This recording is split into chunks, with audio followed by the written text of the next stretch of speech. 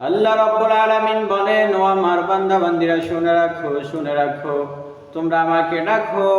তোমরা যদি আমাকে একবার ডাকো, আমি আল্লাহ তোমাদেরকে বারবার ডাকি। আল্লাহ তাআলা পবিত্র কুরআনুল কারীমের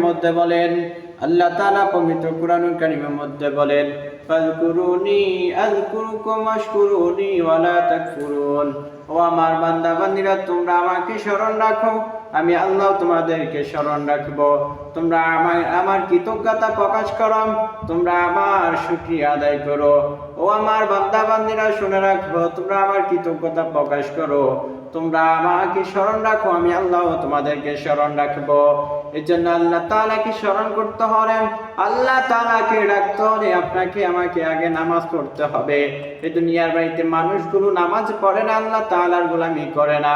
আল্লাহ রাসূল সাল্লাল্লাহু আলাইহি ওয়াসাল্লাম হাদিসের মধ্যে বলেন, আউয়ালু মা ইউহাসাবু বিহিল আবদু ইয়াউমাল কিয়ামাতিস সালাত।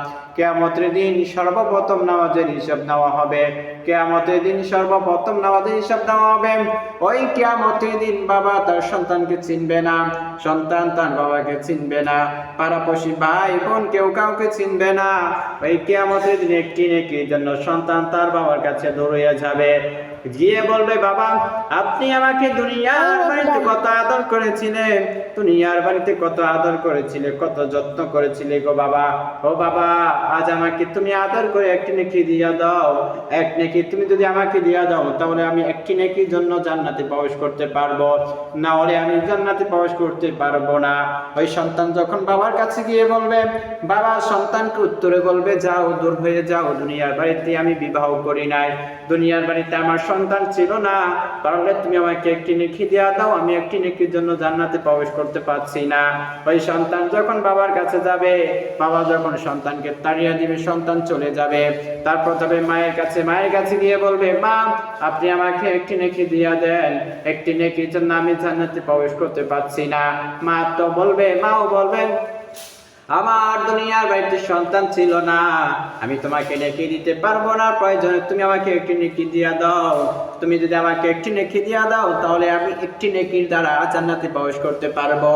এমন করে সন্তান বাবা মায়ের কাছে যদি যায়, ওই বাবা মা গুলো সন্তানকে যখন তাড়িয়ে দিবে, তাড়িয়ে দেওয়ার পর ভাইয়ের কাছে যাবে, বোনের কাছে যাবে, পাড়া পড়শির কাছে যাবে, আত্মীয় স্বজন কাছে যাবে, যাওয়ার পর ওই সন্তানগুলো সবাইকে ভুলে যাবে, কেউ কাউকে কিয়ামতের দিন চিনবে না। এজন্য আল্লাহ তাআলা বলেন, ও আমার বান্দা বান্দিরা, তোমরা আমাকে ডাকো, আমি তোমাদেরকেও স্মরণ রাখবো। তোমরা যদি আমাকে স্মরণ রাখো, আমি আল্লাহ তোমাদেরকে স্মরণ রাখবো।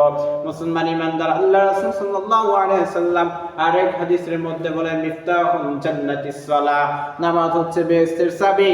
এই নামাজ ছাড়া মানুষ কখনো জান্নাতে প্রবেশ করতে পারবে না। অথচ এই দুনিয়ার মানুষগুলো নামাজ পড়ে না, আল্লাহ তাআলার গোলামি করে না। দুনিয়ার মানুষগুলো দুনিয়ার বাড়িতে কাজের মধ্যে তারা লিপ্ত থাকে। ভাই আবার বোন আবার, সময় থাকতে এখনো নামাজের মধ্যে লাগিয়ে যাও, সময় থাকতে এখনো নামাজের মধ্যে লাগিয়ে যাও। আজ আছো, আগামীকাল নাও থাকতে পারো, এখন আছো, একটু পরে নাও থাকতে পারো, কেননা একদিন তোমাকে হঠাৎ করে চলে যেতে হবে।